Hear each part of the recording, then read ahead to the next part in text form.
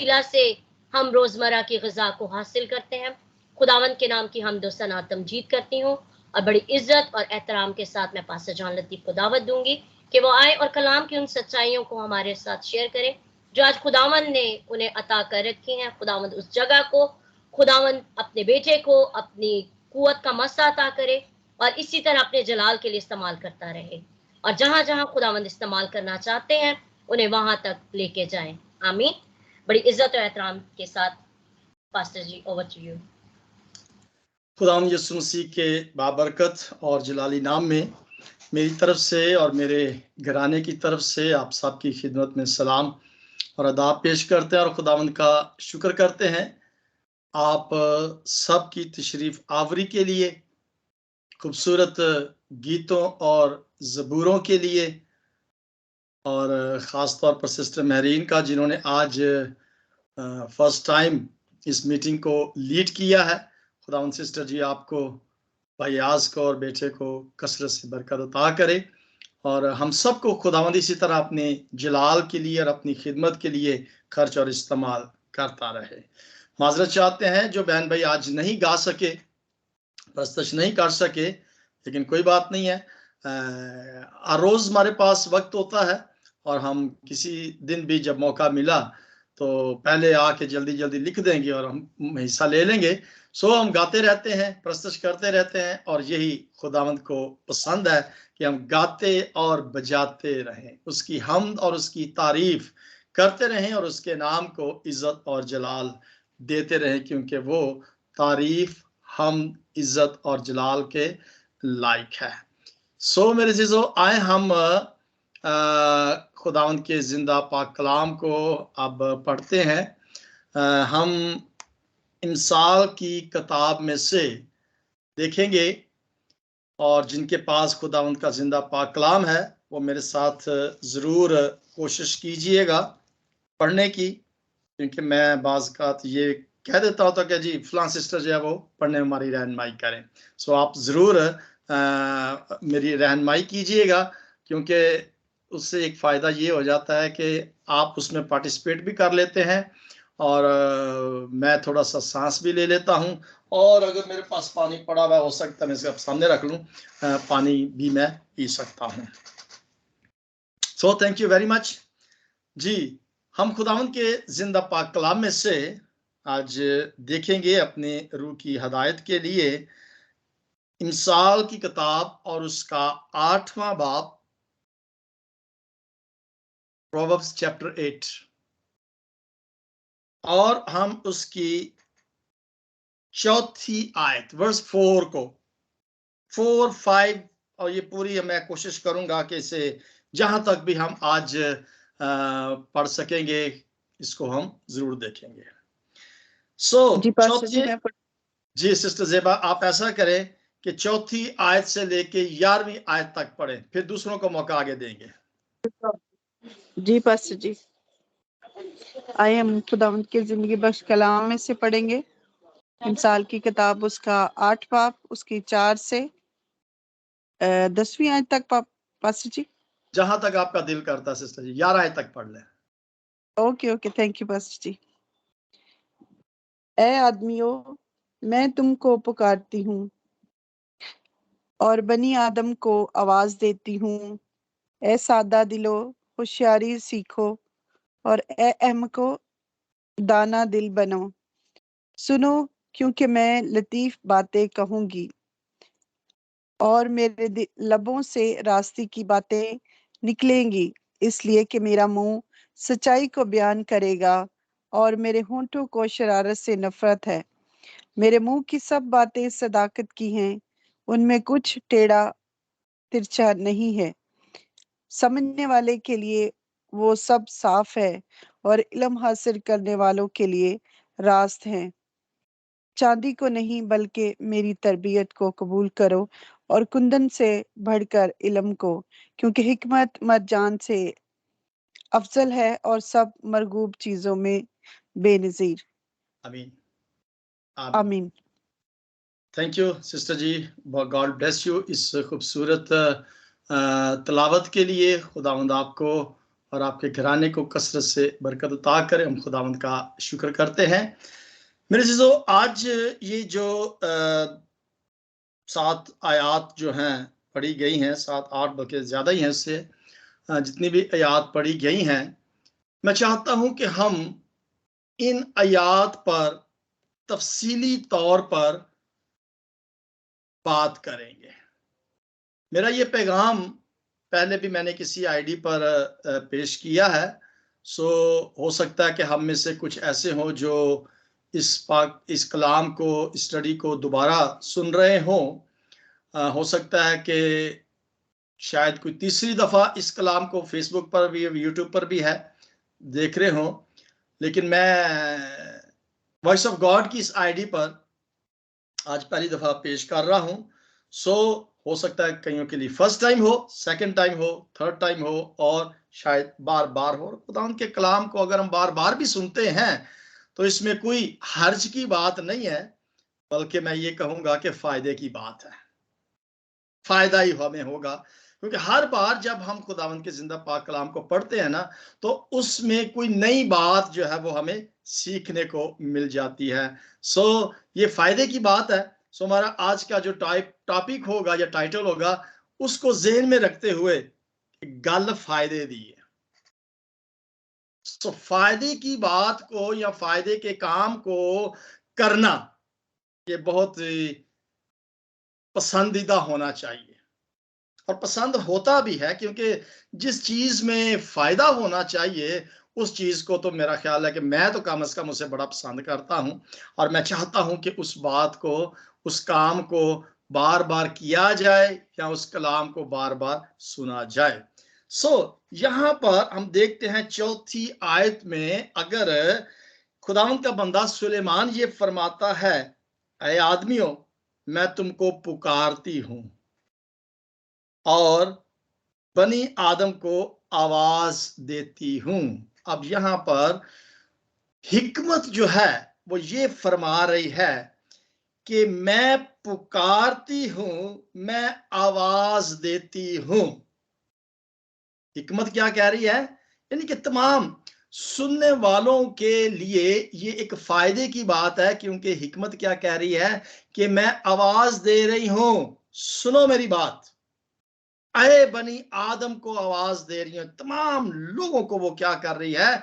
आवाज दे रही है। यानी कि जो आवाज को सुनेगा वो क्या करेगा? फायदे में रहेगा। अक्सर ऐसे होता है कि कई दफा हम किसी आवाज को अच्छे तरीके से सुनते नहीं हैं, और नुकसान फिर ये होता है कि जब हम उसको सुनते नहीं है तो फिर उसका क्या होता है? नुकसान होता है। हाँ, फायदा उस सूरत में होता है कि अगर हम उस बात को ना सिर्फ सुने, बल्कि हम क्या कर लेंगे? उस बात पर अमल भी कर लेंगे। यहां पर यूं कह लीजिए कि तमाम सुनने वालों के लिए आज खुदावंद के पाक कलाम में से एक फायदे की बात है, जो हमारे साथ फेसबुक लाइव पर मौजूद है या व्हाट्सएप पर, या जहां पर भी इस कलाम को सुनेंगे, उनके लिए फायदे की बात है। और जो उसको सुनकर क्या करेगा? उस पर अमल करेगा। अगर हम इस बात पर गौर करें ना कि खुदावंद के कलाम को सुनने में ही फायदा है, पढ़ने में भी है, लेकिन जब ये सेंस इस्तेमाल हो जाती है ना, सुनने की और देखने की और बोलने की, ये सेंसेस जब इस्तेमाल हो जाती हैं तो फिर वो बात कम से कम हमें भूलती देर से है। अब यह हम इस कलाम को जब देखते हैं यशायाह नबी के सहीफे के अंदर, उसके 40वें बाब में, तो वहां पर भी बियाबान के अंदर पुकारने वाला जो है वो पुकारता है। तीसरी आयत में क्या? पुकारने वाले की आवाज बियाबान में खुदा की राह दुरुस्त करो। बियाबान में भी आवाज जो है वो दी जा रही है। अब पुकारने वाला जो है वो क्या कर रहा है? पुकार रहा है। और फिर अगर हम इसकी 6ठी आयत में देखें तो वहां पे लिखा है, एक आवाज आई कि मनादी कर, और मैंने कहा मैं क्या मनादी करूं। अब वो पुकारने वाला जो है वो बियाबान में पुकार रहा है, और मनादी करने वाला आवाजें लगा रहा है, सुन लो मेरी गल, और वो कहता है मैं क्या बयान करूं, कोई सुन ही नहीं रहा। अब ये अफसोसनाक बात है ना कि एक बंदा आवाज दे रहा है, पुकार रहा है, बियाबान में वो पुकार रहा है, मनादी कर रहा है, और वो कहता है कि सुनने वाला ही नहीं है। क्या मनादी करूं? हर बशर घास की मानद है और उसकी सारी रौनक महज मैदान के एक फूल की तरह जो खत्म हो जाती है। यहां पर हम बार बार इस बात को देख रहे हैं कि फिर 9वीं आयत में लिखा, ऐसे हून को खुशखबरी सुनाने वाली ऊंचे पहाड़ पर चढ़ जा, और ऐ यरूशलेम को बिशारत देने वाली जोर से अपनी आवाज बुलंद कर और खूब पुकार और मत डर। अब यहां पर इन तीनों आयात के अंदर यशायाह नबी के सिर्फ 40वें बाब में, 3री आयत में, 6ठी आयत में और 9वीं आयत में हमने इस बात को देखा है कि आवाज दी जा रही है, पुकारने वाला पुकार रहा है, सुनने वाले मस्त हैं, और कोई भी राह उसके लिए तैयार जो है वो नहीं हो रही। और यहां पर खुदा उनका बंदा सुलेमान जो है वो पुकार रहा है। हिकमत जो है वो ये कह रही है, ऐ आदमियों मैं पुकारती हूं, ऐ बनी आदम को आवाज देती हूं, ऐ सादा दिलो होशियार। अब देखिए यहां पर जो हम खुदावंद के जिंदा पाक कलाम को यहां पढ़ने के लिए, सुनने के लिए आते हैं, हम सिर्फ गीत गाने के लिए नहीं आते। मैं खुश हूं कि आप सब ने गीत गाए, अच्छी बात है, गाना चाहिए, रोज गाना चाहिए, रोज आना चाहिए और बुलंद आवाज से गीत गाना चाहिए, लेकिन खुदा के कलाम को भी सुनना चाहिए। और ये बहुत जरूरी है कि हम खुदा के कलाम को सुने, क्योंकि वो ये कह रहा है कि ऐ सादा दिलो, 5वीं आयत में, होशियारी सीखो। यानी कि सादा दिलों से मुराद है कि कुछ लोग जो हैं वो खुदा के पाक कलाम को अच्छी तरीके से समझ नहीं पाते, मुश्किल लगता है। लेकिन मैं जब खुदावंद के पाक कलाम के आपके साथ जब इसको पेश करता हूं ना, तो मैं तो बिल्कुल सादा तरीके से बयान करता हूं। मैं कोई ऑफिशियली लेक्चर जो है अखा थले सट के कर दे जो मर्जी को वेंदा ना वेख, नहीं, मैं इस तरीके से नहीं, मैं तो आम जनरल बातें जो है वो आपके साथ करता हूं, इसलिए कि हम क्या कर सकें, इस कलाम को अच्छे तरीके से समझ सकें, अंडरस्टैंड कर सकें। कुछ मेरी तरह कमजोर ज़हन भी होते हैं, वो बात को समझ नहीं पाते। इसलिए कभी कभी पंजाबी दे विच भी समझा दीदा, कभी कभी अंग्रेजी च भी गल समझा दी दी है, और कभी कभी उर्दू में तो हम कर ही रहे हैं बात। मकसद असल में कलाम को बताने का ये है कि हम उस सादा सी बात को किसी भी तरीके के साथ, किसी भी जबान के साथ, या किसी भी तशबीह के साथ, या किसी भी टोटके के साथ कह ले, हम उस बात को समझाना चाहते हैं और उसको समझाया जाए, ताकि खुदा ने यीशु मसीह जब इस जमीन पर तो वो क्या देते थे, मिसालें देते, तमसील, बीज बोने वाले की मिसाल दे दी, किसी का कोई गुम गया उसकी मिसाल दे दी, ये चिराग के बारे में, नूर के बारे में, यानी कि उन दुनियावी चीजों को वो इस्तेमाल में लाकर तो समझाना चाहते थे कि किसी तरीके से एक गल जेड़ी है ना पल्ले पै जाए। वो कह रहा सादा दिलों को वो क्या कर रहा है, होशियार हो जाए और अहमकों को दना दिल मिल जाए। अब ये लिखा है अहम को दना दिल बनो। अब असल में बताने का जो मकसद होता है, जो कलाम को समझाने का मकसद होता है, वो यही है कि अगर कोई अपनी हथ धर्मी पर जुड़ा हुआ है, या जिसने अपने दिल को सख्त किया हुआ है कि मैं नहीं कलाम ते अमल करना, मैं नहीं खुदा दी आवाज नू सुनना, मैं नहीं गल नू पल्ले बनना, तो वो बेवकूफ कहलाता है। और वो यहां पर ये कहता है कि इस कलाम को पढ़ने से, सुनने से, इस पर अमल करने से दनाई आएगी, वो बेवकूफी खत्म हो जाएगी, और आप क्या दना दिल जो है, अच्छा दिल जो है वो आप हासिल कर लोगे। और फिर वो आगे कहता है सुनो, क्योंकि मैं लतीफ बातें कहूंगी। लतीफ का मतलब क्या है? प्यारी बातें, मीठी बातें, अच्छी बातें, सोहनियां गल्लां, प्यारियां ते मीठियां गल्लां जड़ियां ने वो मैं करूंगा, वो मैं करूंगी। अब ये कि लतीफ नाम, मेरा नाम भी लतीफ है, और वो कहता है क्योंकि मैं लतीफ बातें कहूंगी और मेरे लबों से रास्ती की बातें निकलेंगी। सच्चाई की बातें निकलेंगी। अब मैं यहाँ पर इस चीज को बयान करना चाहता हूं कि देखिए, अगर तो एक आवाज आपको आती है, बुलंद आवाज से कोई पुकार रहा है, मैं ये समझता हूं कि जब कोई बुलंद आवाज के साथ आवाज दी जाती है तो उस आवाज के अंदर एक दर्द होता है, उस आवाज के अंदर एक मोहब्बत होती है, और उस आवाज के अंदर एक सच्चाई होती है। और जो उस सच्चाई की आवाज को, उस मोहब्बत की आवाज को, और जो उसके अंदर दर्द होता है, उस दर्द को अगर कोई महसूस कर लेगा तो उसको फायदा होगा। हमारा टाइटल याद रखिएगा कि फायदे की बात है, कोई भी गलत बात नहीं आपके साथ करेंगे, फायदे की बात करेंगे। आपको पता है कि जब खुदावंद यीशु मसीह सलीब पर थे तो वो दर्द में थे, उनका जिस्म आप सब जानते हैं कि सलीब पर लटके हुए थे और खून बह रहा था, तो उन्होंने एक बड़ी आवाज के साथ, बुलंद आवाज के साथ पुकारा था। मत्ती रसूल की अंजील के अंदर 27वें बाब के अंदर 46वीं आयत, मैथ्यू चैप्टर 27 एंड वर्स 46 के अंदर, एली एली लमा शबक्तनी। अब खुदावंद यीशु मसीह ने जिस दर्द के साथ उस आवाज को बुलंद किया था, उस दर्द के अंदर एक मोहब्बत थी, जो बाप की और बेटे की आपस में मोहब्बत और प्यार होता है। वो उस मोहब्बत के साथ, बुलंद आवाज के साथ पुकार कर कहता है कि ऐ बाप, तूने मुझे क्यों छोड़ दिया।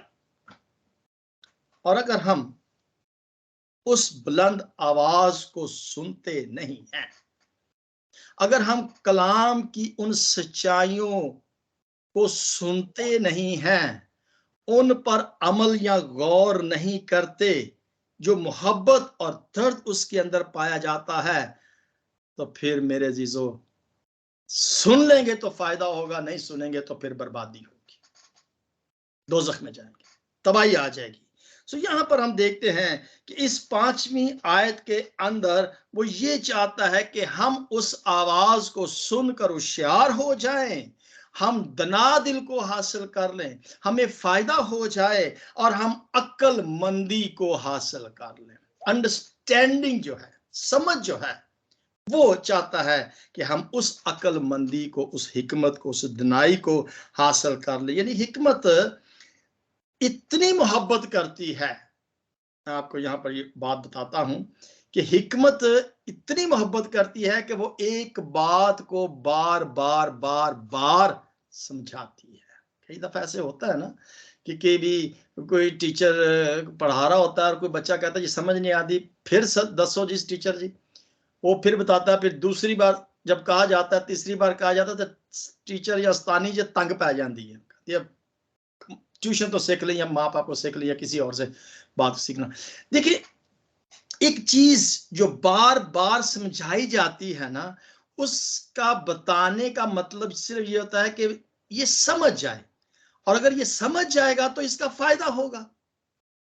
अब हिकमत यहां पर बार बार जिस बात को समझाना चाहती है, वो सिर्फ और सिर्फ ये चाहती है कि हम इस बात को समझ जाएं, और वो समझाने में तंग नहीं पड़ती। यानी कि वो ऐसा बार बार करने से तंग जो है वो नहीं पड़ती, वो सिर्फ और सिर्फ चाहती ये है कि हम उस बात को समझ जाएं और हम क्या कर जाएं, उस पर अमल कर जाएं।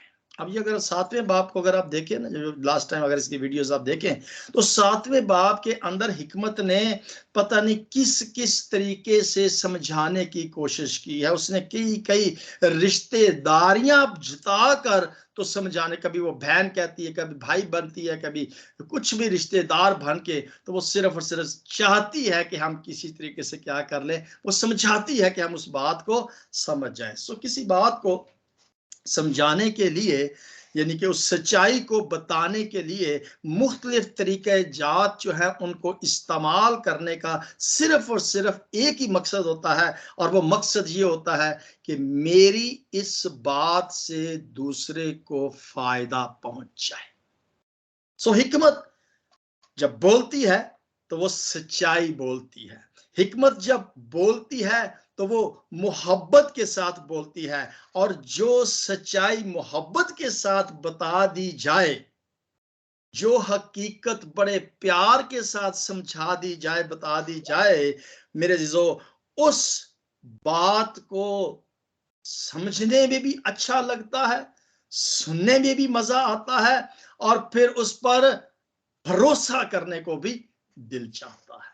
जो बात बड़े प्यार के साथ और मोहब्बत के साथ समझा दी जाती है, उस पर फिर भरोसा करने को दिल करता है। लेकिन मेरे जीजो, वो बात जो सच्चाई पर मबनी नहीं है, जो झूठ पर मबनी होती है, उस झूठ के साथ नफरत नजर आती है, और नफरत वाली बात को कोई भी बार बार सुनना पसंद नहीं करता। अब ये पूरी 11 की 11 आयात को जब आप ने सिस्टर ज़ेबा ने इसको पढ़ा है ना, तो उसने यहाँ पर ये सारी बातें सिर्फ और सिर्फ इसलिए की हैं कि इन हिकमत की बातों को सुनने से हम फायदा हासिल कर लें। अब फायदे की बात जब हम करते हैं तो हम हर चीज में इस चीज को ढूंढने की कोशिश करते हैं कि उस बात का समझ आ जाए, फायदा हो जाए, ताकि हम क्या कर सके, उस पर अच्छे तरीके से भरोसा करके अमल करने से। एक अमेरिकन राइटर था, उसका एक स्टेटमेंट थी, मैं वो स्टेटमेंट जो है वो आपके सामने रखना चाहता हूँ। वो कहता है कि मैं इस बात से परेशान नहीं हूं कि कलाम का एक हिस्सा मुझे समझ नहीं आया। अगर किसी कलाम के किसी हिस्से की मुझे समझ नहीं आई तो वो इस बात से परेशान नहीं होता। वो कहता है कि मैं खुश इस बात पर होता हूं कि जो हिस्सा मुझे समझ आ गया है। सो कभी भी इस बात से हमें परेशान होने की जरूरत नहीं अगर किसी चीज की समझ नहीं आती, लेकिन खुश इस बात पर हो जाए कि जो चीज जो है वो मुझे समझ आ गई है। मैं चाहता हूं कि कोई भी बहन भाई जो है वो मेरी मदद करे। एक हवाला मैं पढ़ना चाहता हूं, पहला सलातीन उसका 3 बाब और उसकी 10, 11, 12, 13 आयात को पढ़े। पहला सलातीन उसका 3 बाब और 10वीं आयत से 13वीं आयत तक। कोई पढ़ना चाहता है? नहीं तो फिर मैं निकालता हूं, कोशिश करता हूं अगर मैं जल्दी निकाल लूं। पहला सलातीन उसका 3 बाब। जी चले, हम टाइम वेस्ट नहीं करते। खुदावन के जिंदा कलाम में ये मरकूम है, और ये बात खुदावन को पसंद आई कि सुलेमान ने ये चीज मांगी, और खुदा ने उससे कहा, क्योंकि तूने ये चीज मांगी और अपने लिए उम्र की दराजी की दरखास्त ना की, और ना अपने लिए दौलत का सवाल किया, और ना अपने दुश्मनों की जान मांगी, बल्कि इंसाफ पसंदी के लिए तूने अपने वास्ते अक्लमंदी की दरखास्त की है। आमीन।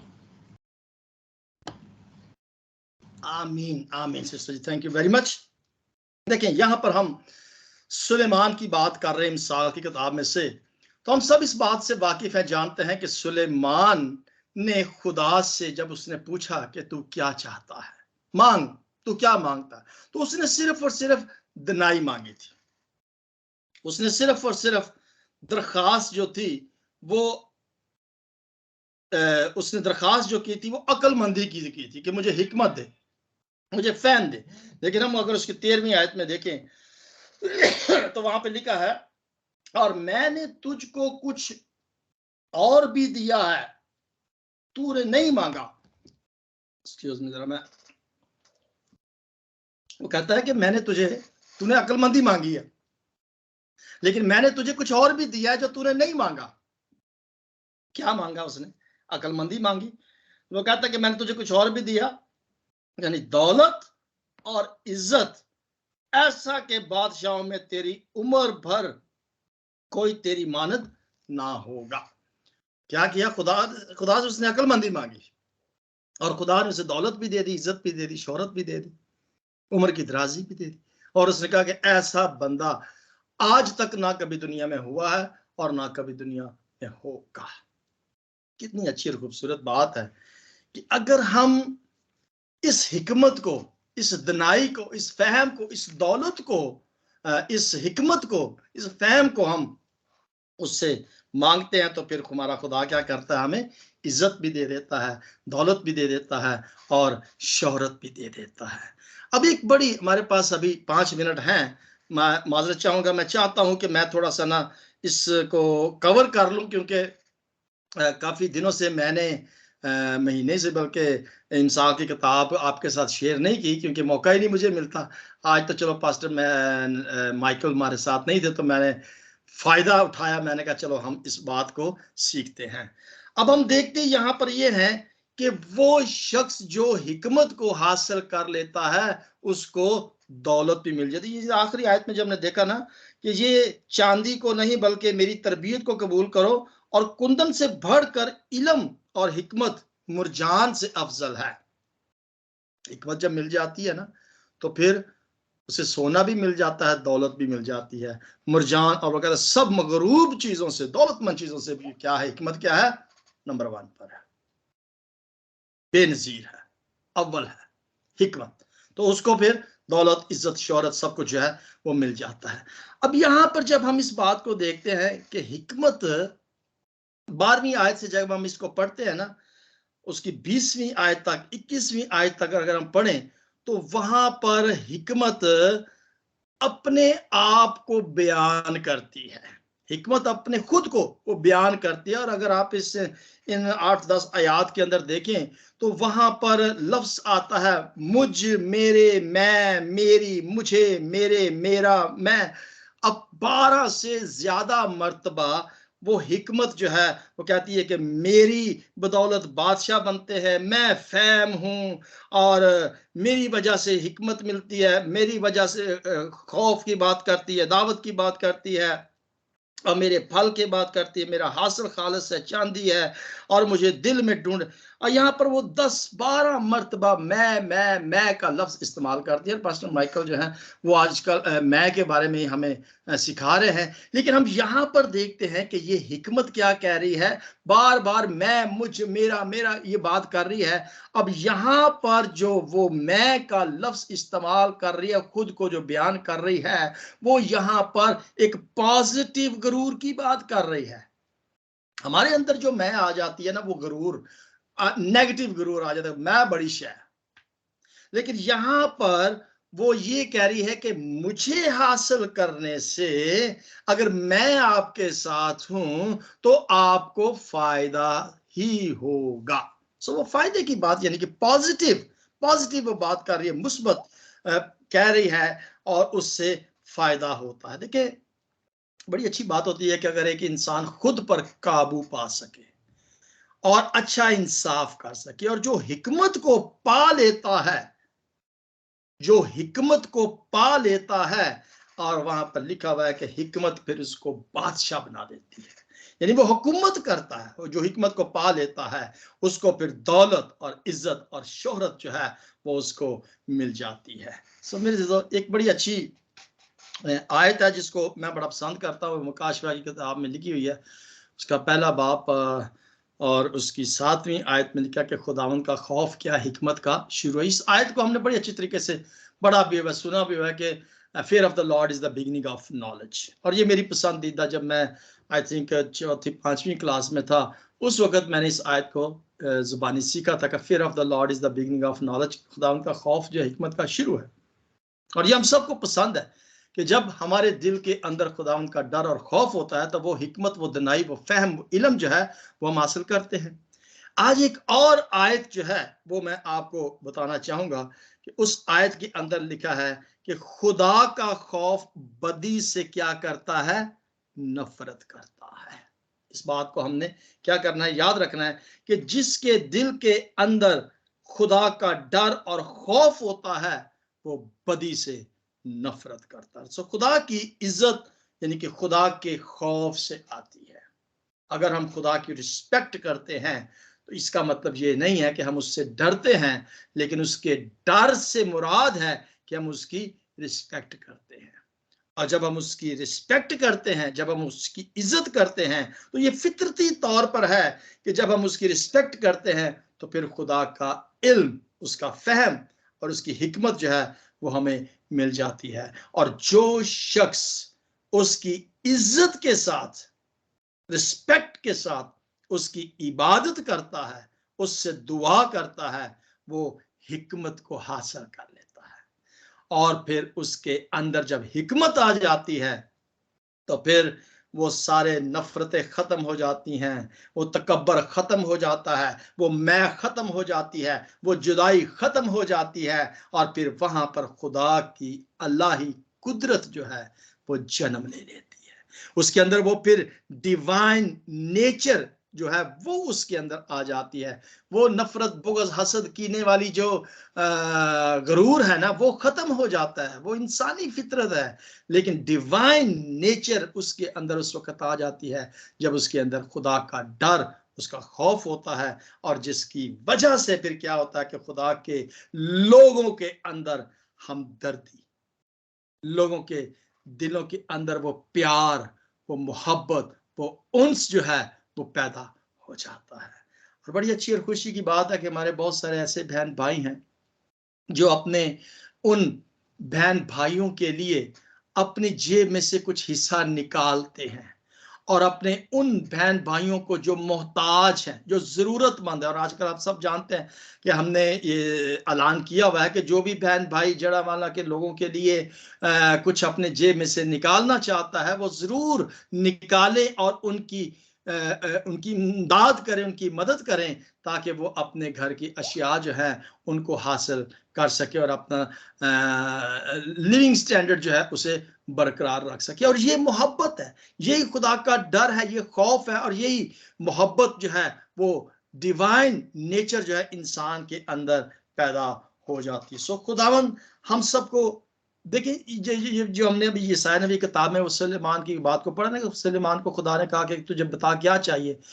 अब बात असल में ये थी कि वो खुदा से मोहब्बत करता था और खुदा उससे मोहब्बत करता था। अगर आप इसकी मैं फिर इस आयत को पढ़ना चाहूंगा, ये जो यशायाह में उसको खुदा ने जो हिकमत दी है ना, उसको दौलत जो दी, उसको शोहरत जो दी है, इज्जत जो दी है, उसकी वजह सिर्फ और सिर्फ ये थी कि वो खुदा से मोहब्बत करता था।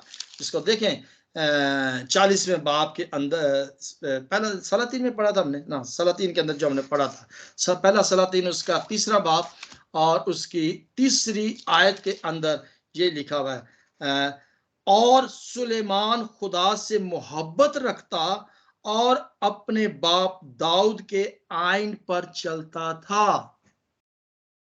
उसको इज्जत मिली, दौलत मिली, शोहरत मिली, अकलमंदी। क्यों? क्योंकि वो अपने खुदा के आइन पर चलता था, वो उससे मोहब्बत रखता था, और जो खुदा से मोहब्बत रखता है उसके आइन पर चलता है, और जो उसके आइन पर चलता है उसके दिल के अंदर उसका डर और खौफ होता है, और जिसके अंदर डर और खौफ होता है वो हिकमत को हासिल कर लेता है। सो हमारा टाइम जो आज काफी हो गया है। सो नेक्स्ट टाइम जो है हम आगे बढ़ेंगे। 8वें बाब की जो अगली आयत है ना, 31वीं, ये 22वीं तक मैंने कवर किया है, तो फिर हम कोशिश करेंगे कि आगे इसका हिस्सा जो है उसको हम सीखेंगे। सो thank you very much, God bless you. खुदा उम्मीद है कि आप सब इस कलाम से बरकत हासिल करेंगे और इस कलाम पर अमल करेंगे। God bless you. Sister Maureen, welcome. Thank you pastor ji, खुदावंद आपको बहुत बरकत दे। इस बाबरकत